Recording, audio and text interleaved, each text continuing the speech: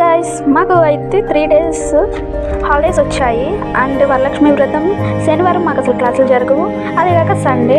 అలానే మన కూడా పెళ్ళి ఉందని చెప్పి బుధవారం నేనైతే మొత్తం హాలిడేస్ పెట్టేసుకున్నాను. ఒక వారం రోజులు పెట్టుకొని ఇంటికైతే వెళ్తున్నాము. నాతో పాటు 3 days హాలిడేస్ ఉన్నాయని చెప్పేసి మా రూమ్మేట్ ఒక అమ్మాయి కూడా వస్తుందన్నమాట. అమ్మాయిని వదిలిపెట్టడానికి వాళ్ళిద్దరు ఫ్రెండ్స్ వచ్చారు.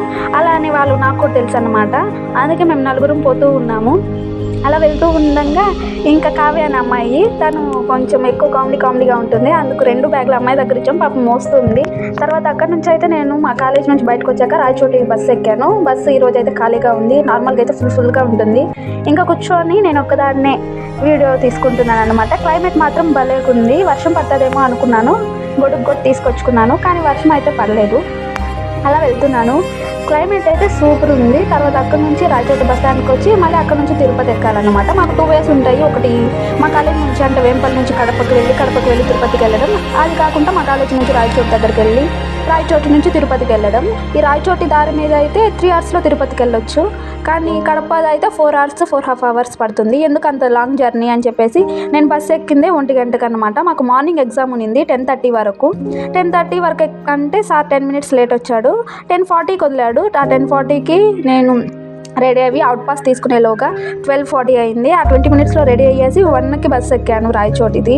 అక్కడ నుంచి జర్నీ చేసి ఒక 4 గంటలు చేస్తే తిరుపతికి వచ్చాను అనమాట. తిరుపతిలో అయితే భలే ఉంది. నేను ఇంకా లేట్ అవుతుందని చాలా టెన్షన్ పడిపోతున్నాను. ఎందుకంటే నేను 1 గంటకి ఎక్కితే ఎట్లేదన్నా 8 hours పడుతుంది. ఏ వేలో వచ్చినా మినిమమ్ ఆ 8 hours అంటే 1కి బయలుదేరితే కరెక్ట్గా బస్సులు దొరికితే 8 hours అంటే 8కి ఇంటికి వస్తాను, 8 to 9 మధ్యలో. కానీ 1 గంట అటు ఇటు లేట్ అయిపోయినా 10 అయిపోతుంది. 10 నుంచి మా ఇంటికి వెళ్ళడానికి కష్టం అవుతుంది అన్నమాట. ఆటోలు దొరకవు. మళ్ళీ మా అమ్మోళ్ళకి ఎందుకు టెన్షన్ అని చెప్పి మా అమ్మ బయలుదేరేటప్పుడే చెప్పింది, లేట్ అవ్వకుండా చూసుకో అని చెప్పి. కానీ వాళ్ళు మరుసటి రోజు ఉదయాన్నే బయలుదేరమన్నారు. నేనే ఎందుకు, మా ఫ్రెండ్స్ అందరూ వెళ్ళిపోయారు, నేను ఒక్కదాన్ని ఏం చేస్తానని చెప్పేసి నేను ఆ రోజు ఎగ్జామ్ అయిపోయిన వెంటనే బయలుదేరిపోయాను అనమాట.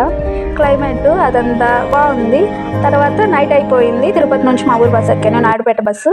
ఇక్కడైతే చందమామ చాలా అందంగా ఉన్నాడు. బ్లూ స్కై చాలా బాగుంది. అదైతే తీస్తున్నాను అనమాట. భలే నచ్చింది. ఈ బస్ జర్నీ చేసేటప్పుడు ఇలాంటి వండర్ఫుల్ పిక్చర్స్ క్లిక్ చేస్తే భలే ఉంటుంది. మా ఊరికి వచ్చేలోగా 8:40 అయింది. మా ఇంటికి వచ్చే లోపల 9 అయింది. కరెక్ట్గా 9కి అయితే ఇంటికి వచ్చాను అనమాట.